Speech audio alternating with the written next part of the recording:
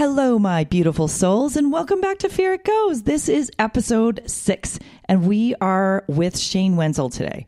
He is a prominent home builder in Calgary and has been the president of the Shane Homes Group of companies since 2010. He actually took over the company that his dad named after him, which is so cool. But don't fool yourself. He still had to work his way up all the way through the ranks to get the position he has today.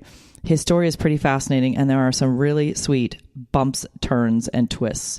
So without further ado, welcome to Fear It Goes.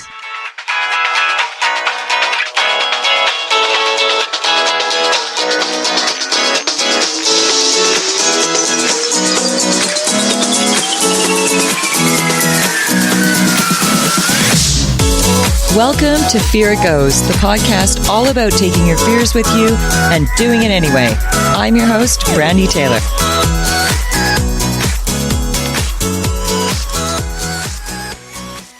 Who is Shane? Oh, you want to start there? Yeah. Okay. Do you want to start there? I want to start there.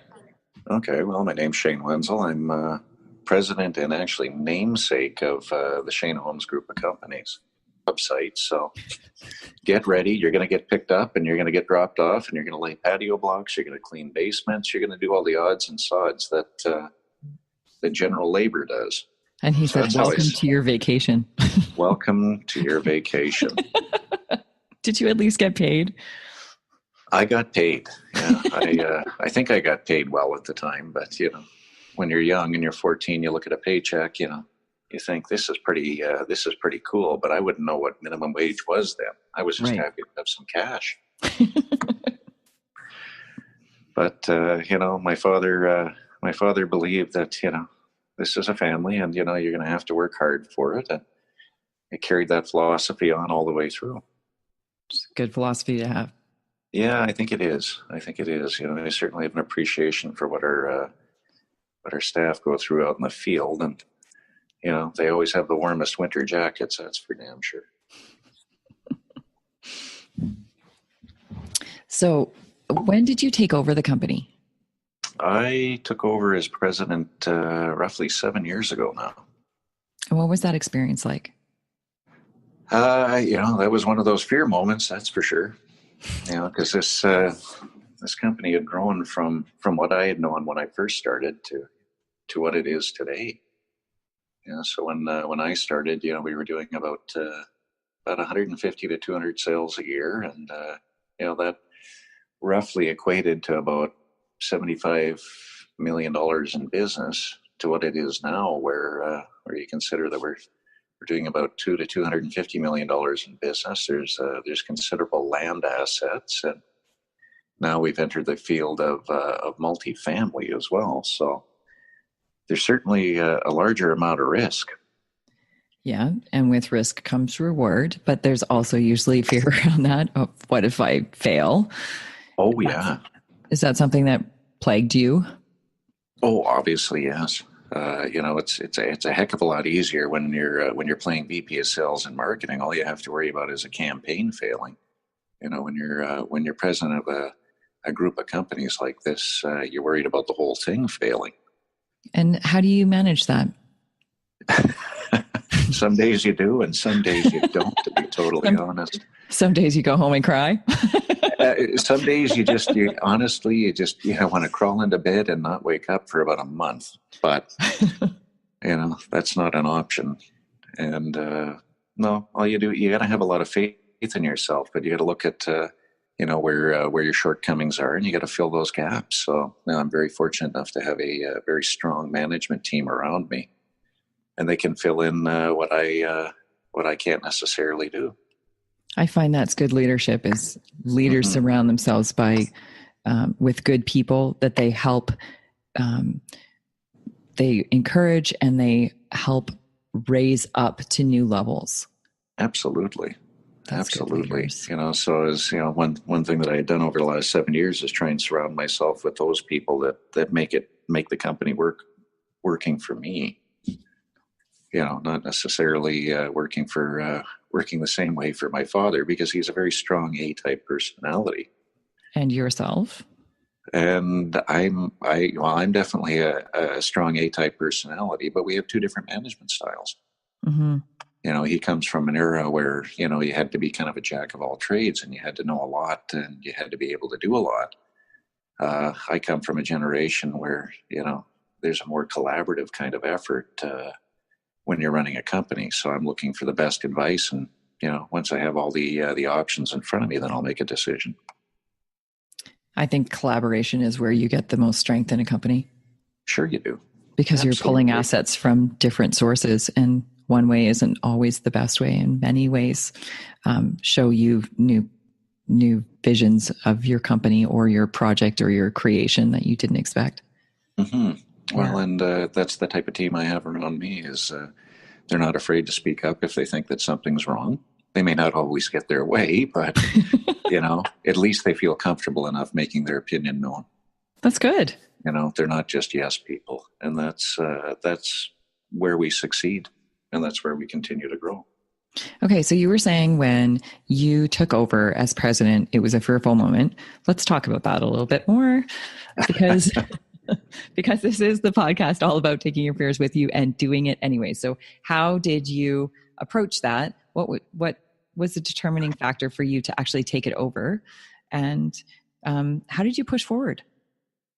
Well, to take over, it was just time. I knew my father wanted to step back a little bit more a few years beforehand, so I probably delayed him a little bit. But again, it was just kind of overcoming that fear and taking that first step to say, well, I can do this, and I'm going to have to. And like I mentioned before, you understand if you can come to terms with the fact that you're not perfect in absolutely every way, then you can come to terms with that and kind of figure out your own plan. So I knew I knew I needed some more mentorship. So I actually joined Tech Canada in a very strong group that they had there, and I learned from my peers. I have a few mentors there, and there's even though I'm not involved anymore, there's still 4 or 5 people that I rely on their opinion, and I still talk to them about what would you do in a situation like this, right? And you need that, because we can't do it on our own. More often than not, very, very true. And that concept around perfect, I actually talked about that in my first podcast. How easy it is to get stuck in the, well, it's just not perfect. It's just not right. If I just do this, if I just do that, but then you get stuck in that cycle. And yes, I wrote a novel a few years back, and that was one of the things that we discussed was the first chapter. So many people get stuck in their first chapter because they get stuck in the perfecting, right? So you write it and then, oh, but this and oh, but that. And oh, I just need to change this. And they'll go over it 40 times before they even get on their second chapter, or don't at all, because they've basically stuck themselves in paralysis. Yeah. Well, I mean, the world is forever changing around us. And you either change with it or you fall behind. And I think people are a lot more forgiving of things that are not necessarily perfect, but it's honest. Yes, absolutely they are. And as long as we're honest and say, hey, I'm not perfect. I'm doing my best, and I'm bringing in the people I can to make this the best it can be. People are a lot more accepting of that. Well, and that's where I ended up. Again, my father has a different management style than what I do, and he has a different vision of the company than what even I have. So I've had to, I had to work around that as well, and I know he's had to kind of accept certain things that he may not like, that as far as direction goes. But I'm trying to create something here that'll last even hopefully another 40 years. And this is your dad's still involved with the company, right? Yeah. Not as active as he used to be, but he comes in every day, and he still holds an opinion. And he'll let you know it. We just don't agree all the time, which is perfectly fine. Yeah, excellent. Shane, we talked before about your more on a personal level about you were married. Yes. and now divorced, Hmm. and what that was like. So we're going to kind of dig into that a little bit more. I think that was more challenging than taking over the company. The changes. Yeah, well, coming out of the closet, it's not an easy thing to do, and fortunately, I have someone special in my life who helped me accomplish that. Mm-hmm. But it's an uncomfortable thing. Here I am. I feel, in a way, I'm feeling a bit of like I'm on top of the world. I'm president of this large company, and doing quite a good job at it.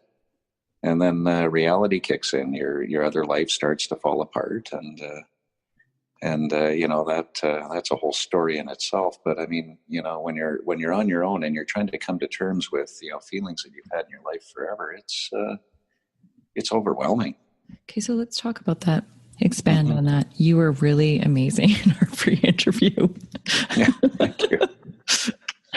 Well, no, I just I had those feelings in me for quite some time. But when you come from a family where you're not sure how everybody's going to react, and you're working in an industry that is very male dominated, Mm-hmm. and very macho in its own right, from the outside in the in, you wonder if you're about to implode your entire life just for the sake of trying to really be you. Being authentic. It's Being hard to authentic. step into your authenticity. It is, and that's why I say it was harder. It was harder to do that because there's a lot of support out there now. But I mean, it's a big change. It's a big change, but I guess it's not, because you're still the same person at the end of the day. It's just other people. You're worried at first about them accepting you for who you really are, and coming to the realization that you're really no different. Oh, the labels. Oh yeah. And there are a lot of labels, trust me. But fortunately, we're in a world now where even the younger generation just kind of looks over that as, oh, really? You're gay? Oh, okay. Because it's more accepted today. I would totally agree. So when you were leaving your marriage, Mm-hmm. you didn't leave your marriage because you were coming out of the closet. I know you didn't. No. I had I think like a lot of people nowadays, your first marriage ends up, well, I mean, it ends up being a first marriage. Sometimes you start off with the best intentions, and things just kind of go awry. Yeah. And unfortunately, my ex-wife has some mental health issues, and it really played on our marriage the last 5-6 years. And I had to come to the conclusion that was one of those other fear moments of, okay, I'm leaving, I'm done. Yeah. And I think what held me back for as long as it did was, I had this wonderful child, only one, and he's an amazing, almost adult now. He was one of my biggest fear points. Telling him, that coming out to him, and he really kind of scared me when I told him. I remember. Yeah, he went silent on me and almost didn't want to talk. So of course, silence doesn't help when your mind's going all around in different directions. Every dark, shadowy corner. Mm-hmm. and he actually, why? What it actually took was a bit of a conversation that night with one of my closest friends, and even conversations with some of his little buddies in school that, they told him, your dad's cool. What do you care? And they tell him, I have a gay sister, or I have a gay brother, or I have a gay parent, or I have a gay uncle or aunt. So I think it just helped normalize it for him. And within a couple of days, he was fine. He was fine. Mm-hmm. So I'm just going to share with the audience, in our pre-podcast interview, we discussed this, and Shane told me the story. He had told his son then one evening, and his son didn't say anything.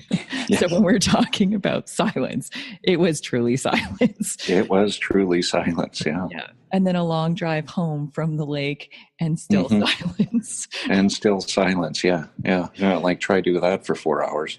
So for me, that would be torture.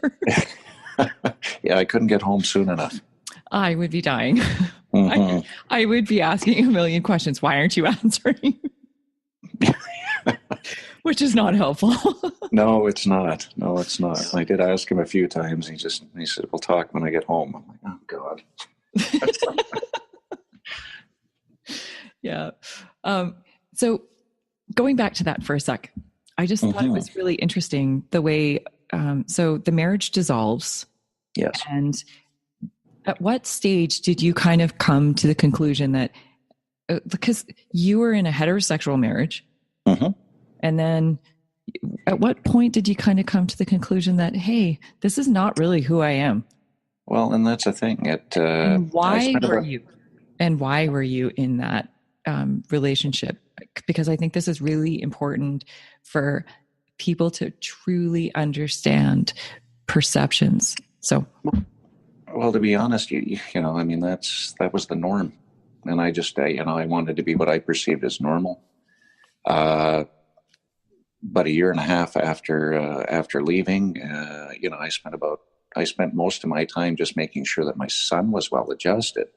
And then when I finally got to the point where I wanted to date, you know, I did go out on dates with girls, but there was always this lingering feeling there, you know, that something just wasn't right. So I ended up going out on a date with a guy, and I guess the rest is kind of history because that felt normal to me now. and he's the one that you are now married to?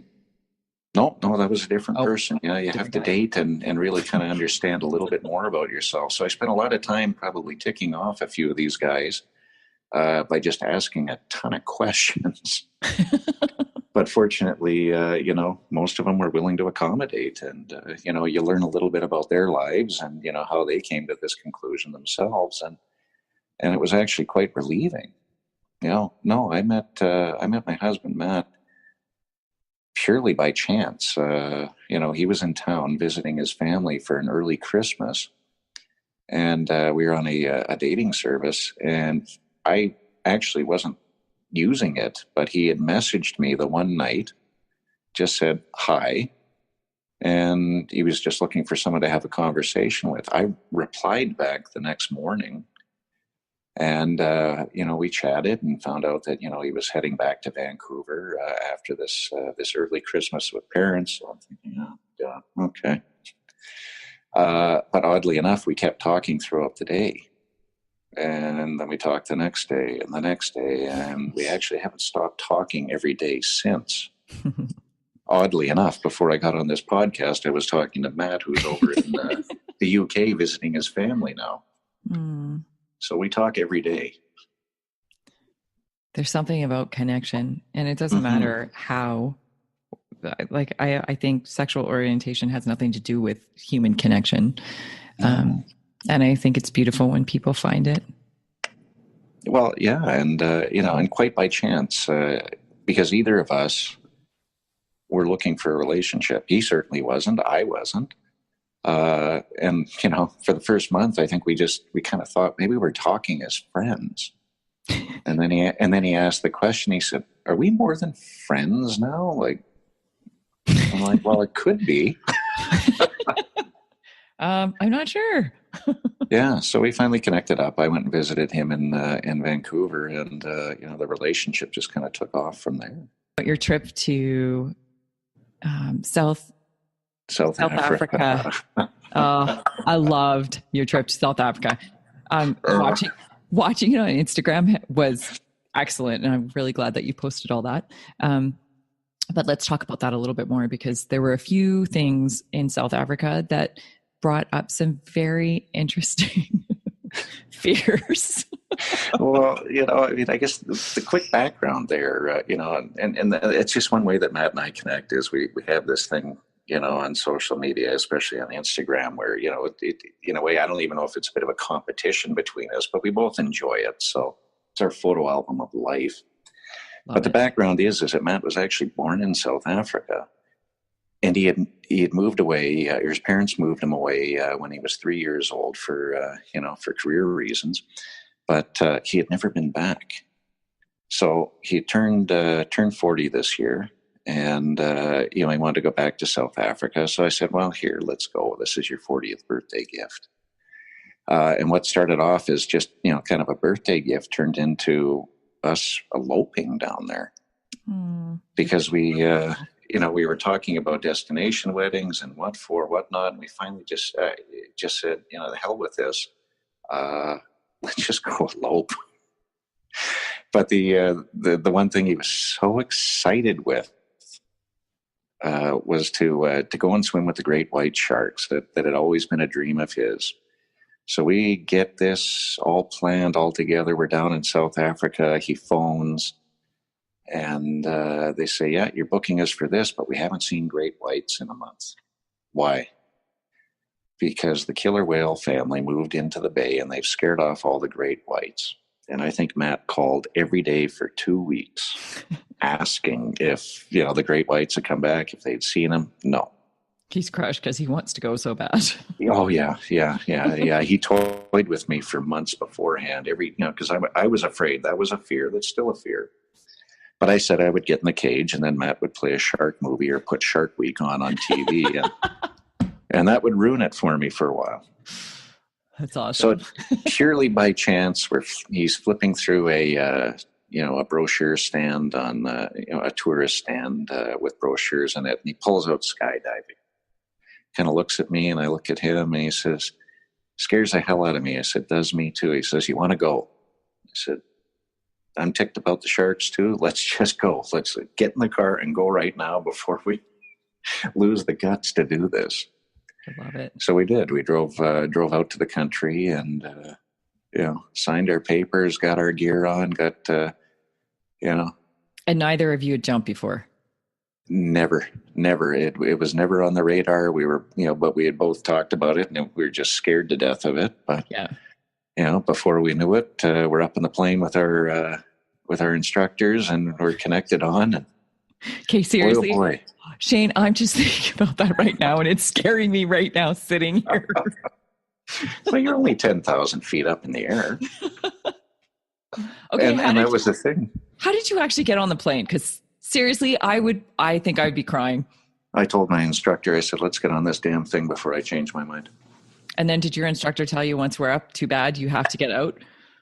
Well, he told me what to do 3 times. I think the 4th time, I asked him was just before the door opened up. And I think he just agreed with me. Like, yeah, this is what we do. We get out, we get on the step, and then we go 1, 2, 3, and we jump. Right. I think he just agreed with me just to get me out the door at first. But I think I had my feet out the door, and no sooner did I have my feet out the door than we're jumping.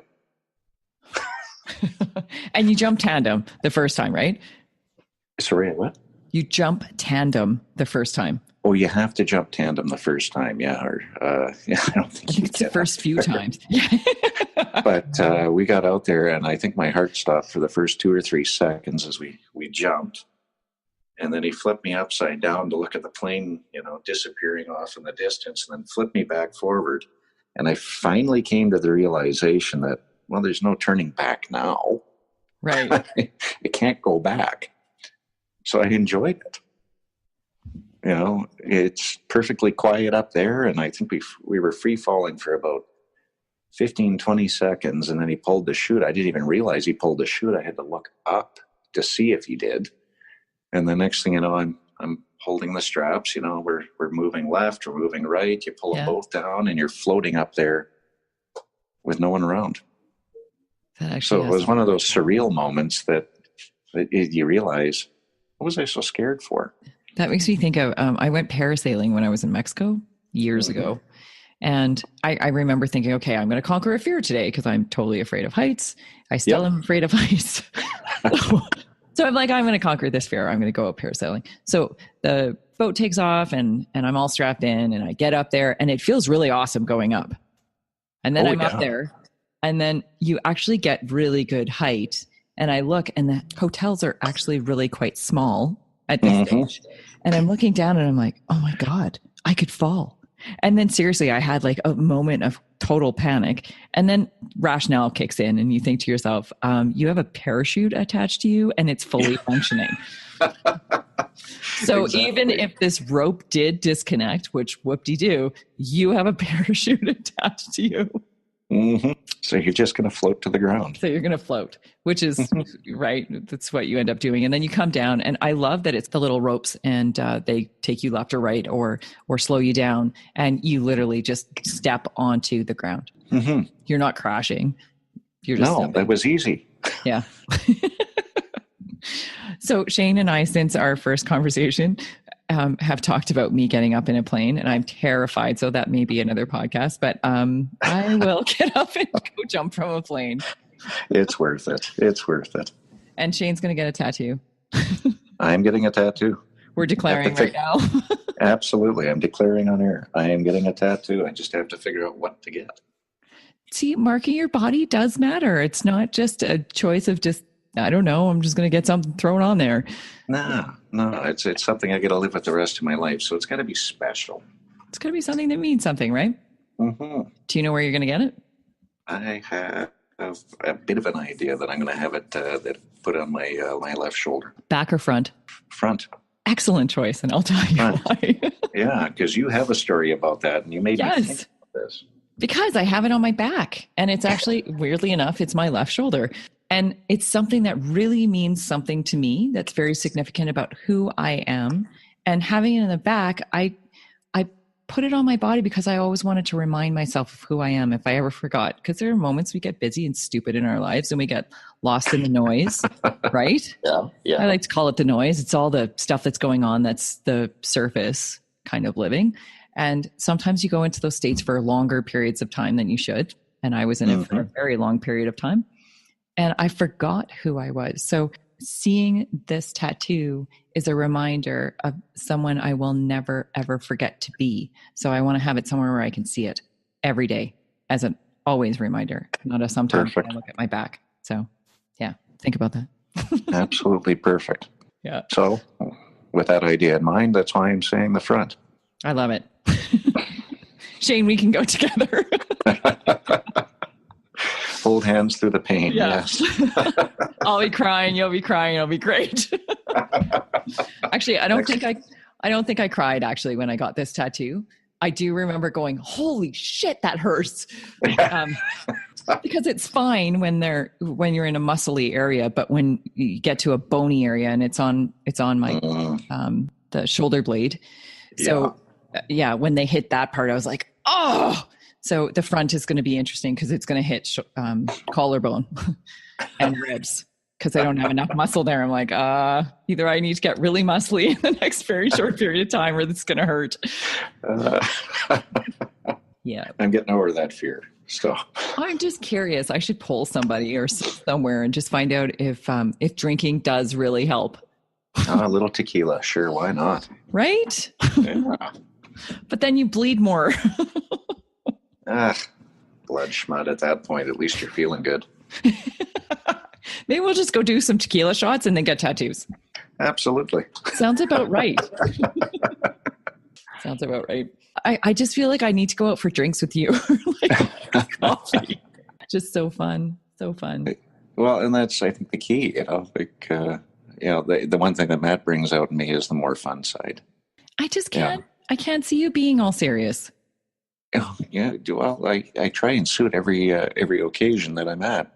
There's certain meetings where, you have the flattest of people in the room. So you end up having to be flat yourself because you know that you can't be as fun loving. Yeah. And then there's others where, I might not even be able to keep up. There's something about the pictures that you have posted of Matt that makes me think fun. Like, he's like a really fun guy. And I haven't even met him. I just the feeling I get from those pictures. And it's through your eyes too. So it's nice. Well, absolutely. I mean, he is a fun guy. Like he brings the stupid and silly out of me. He does. That's perfect. And that's one thing that really makes us work. I was always amazed. It's like, you really want to go out with somebody like me? He's like, yeah, we have fun together. And he's right. I mean, he opened me up in a way that I honestly never knew I could be. Isn't that the best part of a good, solid relationship, though, is that we bring the better parts of each other out? Absolutely, yeah. Yeah, that honestly, that floors me even to date. Don't be floored. Just be loving. Oh, definitely loving. But, even I have to look back and kind of reminisce a little bit and just say, how the hell did that happen? And it happened because you find the right person, the one that, there's bells going off in your head, or the one that just puts a smile on your face every morning you wake up with them. So Yeah. that's what he does for me. And it's so incredible how prior to that person, you're like, my life is pretty sweet. It's pretty, like, I love who I am. I'm in a great place. And then they walk in and they totally change that dynamic and introduce you to an even better part of you. Yes, that's exactly it. Yeah. I know. I know. See? Puts a smile on my face even now. Aww. And you two have been together for 4 years, right? Yeah, we met, roughly 3-4 years ago now. I love that. Cute story. I want to talk about the male dominant industry. Because it is. You are in a construction. You're in construction. Yeah, I'm in construction. You are in construction and design. And you came out in a male dominated industry being gay. So what was that like? And how accepting were people? And I got to be totally honest. I was more scared about telling my parents. And I that was a process that kind of happened over about 8-9 months. But again, Matt helped me adjust to all of that. And that's the kind of loving person that he is. Because he was already out, right? Yeah, he had been out since since he was 21, so roughly about 18 years. So he had no fear, but thankfully he was patient with me. Yeah. And he waited. He actually waited for me to do this. But so I finally came to the conclusion. What's that?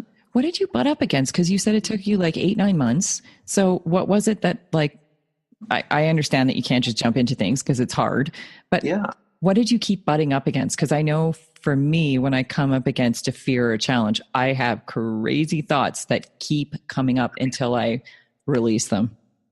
Well, the fear is that, for one, with family, are they going to accept you, or, am I going to be ostracized to some degree?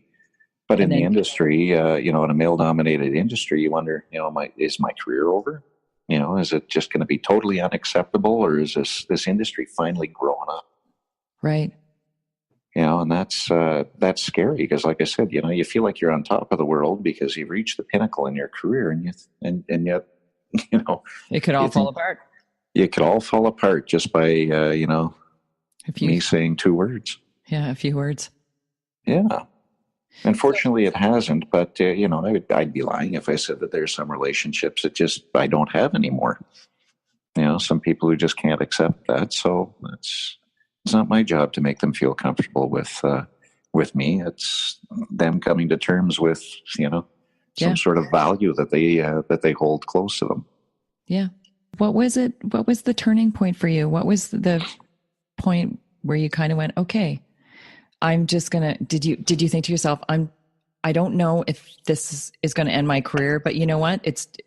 This is more valuable? Or what was your thought process around that? And how did you take the step? Because at some point you took the step. So what was it that pushed you over the edge and say, yes, I'll do it? I finally got to the point where I said, to hell with it. I wanted to be authentic to myself. And, I wanted to do it on my own terms. So did it, Matt was in town for Christmas that year, and I did it very subtly, but very final, just over Facebook. I posted a picture of him and I at the Christmas tree, and, told everybody there, I'm so happy to have Matt here and have him in my life. And, I love the guy to death, and, Merry Christmas, I'm gay. That's it. Merry Christmas, I'm gay. Yeah. So, people could rationalize that over the holidays, and Matt has a good saying for that one. He just said, either they accept you or they don't, but you're done. You've done what you need. Yeah, you've done what you've needed. And over Christmas and the New Year's, you'll be old news. And he was right. And the majority of people were pretty accepting? Yeah, no, I received a lot of compliments either over Facebook over the holidays or even when when we opened the office up again in the early part of the year. And, and I had heard from a lot of people around the industry, even surprisingly enough, some of my dad's old friends who are retired actually called me and said, good for you. Still like you, still love you. Good. And, that's encouraging. And the more and more you hear that, you realize that you made the right decision. Even if you didn't hear it, you still made the right decision. Absolutely. Because being authentic is the right decision. Mm-hmm. Living in someone else's expectations is never going to be a good life. No, and I never want to do that again. Because it's not yours, right? You don't own it. No, you don't. And that's the thing. It's, you don't own it at all. So I guess that's the one thing that I really try to preach to my son as he enters adulthood and is now looking at going away to school is just be yourself. Go out there, make your mistakes, learn from them, but just be yourself. Develop your own feelings and opinions about things, and that's it. And understand that people have opinions, but that's what they are, opinions. Yeah. I would say he's actually better at that than I am. I wonder if that's a generation thing. I don't know. I think they're desensitized to a lot of things nowadays, but he is like me in a certain sense. He'll take it in, he'll listen to it, he'll absorb it, but he'll formulate his own opinion past that. So I succeeded there. You've been a good dad. Mm-hmm. And I can honestly say that. I hope to God I can say that. That I can will. Mom. You just have to get through the terrible teens. So Shane and I share this. He has a son and I have two sons, and I was asking him about this stage of prepubescence, and because we're just moving into it, and it's challenging, very challenging. And there are days when, as a parent, there are days when you feel like you are a really good parent. And then there are other days when you feel like you're completely failing in every way possible and you revert back to some of the worst parts of yourself. Mm-hmm. That's what I find with myself. And I try so hard to turn those back around so that I'm not leaving it in a bad place with my kids, Yeah, you need a thick skin. Well, they maneuver their way through that stage of life. Ugh. See, you're laughing. I have a saying. I have a saying for it because I went through it too. I call it the asshole stage because that's no matter what you do. I mean, you'd be sitting there having a perfectly fine dinner at the table, and then all of a sudden there's emotion, there's screaming, there's yelling, and you're kind of sitting there like, what just happened? What? I was talking to a woman 2 days ago about this, and her son is 17, just about 18. Mm-hmm. And she was saying that with her son, he'll just look at her and go, "Why are you looking at me?" She's like, "I'm just looking at you." I was just looking over, thinking I'm a pretty proud parent, and sorry. I think you're apologizing for it. I like your shirt you're wearing today. Yeah. I'm sorry. I don't know. I won't look at you. Children. Parenting. Yeah. We all need manuals. There aren't any manuals, no. None. You just kind of flubber your way through it, and that's all you can do. That's a beautiful part of living in general, though, is that we are constantly making mistakes and course corrections and learning from our lessons, hopefully. Otherwise, we're repeating the same mistakes, right? Yeah. Well, hey, sometimes you have to repeat those mistakes before you learn, but... Right? I think it's all lessons, but the mistake is made when we don't learn. That's the mistake. And that's why it repeats until you learn it. And then the lesson is done. And you move on to the next lesson. Whatever that means. It's basically it. Just have to keep reminding yourself you can get past it. So just do it. I've survived all of these previous ones. Yes. I can survive this one. That's exactly it. You survived it. So as long as you survived it, then move on.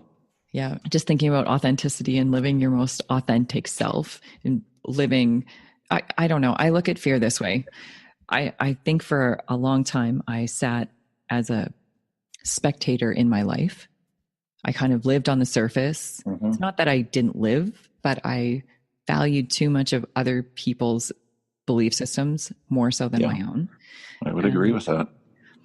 And it wasn't until I came to the conclusion that I was doing this and that I really wanted to be me that I started participating in my own life. So I'm like, okay, it's the game of life. And it's kind of a cheesy cliche, but it is.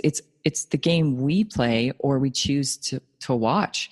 And I don't want to see people watch their lives go by and accept them for whatever it is and just accept it as, well, I guess this is all there is. And then look back on their lives and think, wow, that's a life unlived. Mm-hmm. Yeah, no, a complete waste. Yeah. It's you're supposed to enjoy it, and I agree with you on the spectator comment because that's what it felt like. If you feel like you're a spectator in your own life, And that, and you're just going through the motions every day, and it's depressing. It can be depressing. absolutely. Absolutely, it is. And it is going through motions. Ugh. And Yeah, I don't want to revisit that. Though. I don't want to revisit that either. And No. for me, that meant taking steps, the big steps to change things. And for you, that meant changing things, big steps. Yeah. But the other side is incredible. And knowing that that first step is the hardest and that you're going to course correct however you need to get to the next and the next and the next. But the other side is amazing. Absolutely, it is. When you think you get past that fear, yeah, there's bumps even after the fear. There's some bumps in the road, but when you get to the end, wow, what a life experience. Well, and the differences you see in yourself too, right? Mm-hmm. Well, The you have fun. You're no longer that spectator. You're actually participating, and you're going out and enjoying life finally. and you're building confidence and you're building Mm-hmm. you and the person that you see before that, whatever it was, and the person you see after, Yeah. such a great change. Yes, it is. Such a great change. And you're so excited. You're like, I love this person. Oh yeah, absolutely. Absolutely you do, because now you can look at yourself in the mirror and be proud. And be proud. And that's a big thing for me with my kids is I want to be proud of me first and foremost. I want to be proud of me, but I want them to be proud. I want them to be proud of me and I want them to be proud of who they are. God, I hope I don't screw them up too much. You're not going to screw them up, Mom. You're gonna be successful at it, and they're because of you, they're going to avoid the pitfalls that you had to go through before you found yourself, before you became authentic. I hope so. I think that's a great story in itself, because they will. The gifts we give our kids, right? Mm-hmm. Through our own struggles. Yes. I find I'm discovering this, and I always believed that kids were just as big a teacher to us as we are to them. Oh, but yeah. there are moments I have with my kids that literally feel like gifts they have given me, even though it's a fight, it's a struggle, it's something that's a conflict in that moment. But in the end, I really do look back at it and go, I'm really grateful we had that opportunity because we got through the ugly part. Mm-hmm. And got to the goods. We got to the goods. And then in the goods, there's like that genuine connection and that moment where we're really able to share something that means something. Well, and they'll appreciate you every day after that. I appreciate them for that, even though most days I just want to kill them. Did I just say that? Yes. I felt that many times before. Surviving parenthood. Yeah. Unfortunately, you can leave the house. You can go for a walk or you can go for a drive, but you can get away from them if you have to. It's good. But no, I mean, I think it's a good comparison because kids, they're like a sponge, and I think that's the funnest part about them. You get to adulthood and you kind of forget that kind of freewheeling kind of way of living life. Now you have to adult. Now you have responsibilities and you have to, well, that's where the expectations come from. You're expected to be and act a certain way, whereas kids don't care. they absorb absolutely everything, and they're constantly changing, whether it's their hair, their clothing, their sayings, their attitudes. They're kind of fun that way, and I They are. appreciate them for it. Because they remind you, it's okay to be young. You can be an adult, but boy, oh boy, I mean, you still have to enjoy it. I think as you get older, or at least I've experienced this, and I hope that many people end up experiencing this, as you get older, you realize being serious all the time is not the way to be. No. It's way more fun to be fun. And I mean, there's moments of serious, and you need to take certain things seriously, and you need to do things in a professional manner, and you need to be a person that is authentic and full of integrity. Absolutely. Be a kid. Absolutely. Be a kid at least. Darn right. They see the world through curiosity, and the more curious we are, the more fun we are. Mm-hmm. Well, and again, I wouldn't have got up in an airplane. I wouldn't have come out. I wouldn't have taken over this company if I hadn't. Shane, I swear to God, when I jump out of that plane, I'm coming to see you afterwards. Absolutely. I want to see the video. I want to see all the photos. Post them. I'll be like on fire. Not literally, but. And it's well deserved, because when you land, wow. I bet like that feeling must have been crazy, because now that I think about it, for me, that would be terror going up that whole time, like flying. Until you actually jump out of that plane, I would probably feel like I was going to throw up. I'd probably cry. I'd have 100 different emotions of panic going through me. And then you jump out. And then when you hit the ground, that's exhilaration. Well, I didn't hit the ground. I landed softly. It was massive. Well, that's what I mean. I sure as hell hope you don't hit the ground. My guy was so good with me, and I mean he pulled the straps and everything. We landed like I felt like I just I got out of my vehicle. That's how softly we landed. And then poor Matt comes down with his guy. And did he land harder? He landed right on his ass and went for about 20 feet. It was the funniest thing to see. He says, "Your landing looks softer." I'm like, yeah, a little. You're like, didn't look, it was. Mine was so nice. It was like landing on a pillow. It's like, I want your guy next time. I'm like, you're going to have your guy next time. I know how to land. But it was fun. It honestly, it was well worth it. And, you talk about quiet car rides, but for the right reasons, even driving back to Cape Town, it was somewhat quiet. I mean, there was a lot of reflection after that. Yeah. And boy, oh boy, I mean, I would recommend it to anybody. I mean, if you need a wake up or one of those life-changing experiences, jump out of an airplane. It sounds so weird that you could like go through a fairly large fear. That's a big fear exercise. That's not a typical fear exercise. That's a big one. But absolutely. Even going through a fear exercise, I talked about breaking the arrow in the first podcast. Mm-hmm. Just the thought process with that is incredible, because it literally is the way we perceive fears. And same thing with you on that plane. I still can't believe you got on the plane. So proud of you. I don't even want to tell you what the plane looked like or how rickety it was. But all we had to do was get up in the air. All you had to do was get up. Maybe I just keep my eyes closed. No. Keep your eyes open. Well, once you jump, I would want to keep my eyes open. I want to see it. But I think going up, I don't know. I have no problems flying though. So maybe it wouldn't be so bad. So you're halfway there. Maybe I'm building this. I'm already building it in my own mind, this fear. And really all I need to do is diffuse it right now and just say, It's going to be fun. Well, you gave yourself half the answer right there. You're already halfway there. You can get up in an airplane. Okay, well, that's half the task, is getting up in the airplane. The next half is just jumping out of it. Taking that leap of faith. Yeah. I'm going to come see you after. I welcome it. I wonder where I'm going to do this. I don't think I'll be doing it in South Africa. That plane sounds not fun. No, it's you know what? Looking past the plane, I mean, it's All it has to do is get you up there. All you have to do is jump after that. Okay, so question being, would you do it again? Absolutely, I would. And with less fear this time. More excitement next time? Definitely more excitement. I want to get out there and, what didn't I do the last time as I was jumping? All right. I am going to take your word for that. Good. Until I get up. I will do that over this next year. Okay. Over the you next promised. Year. I am. We have it on record.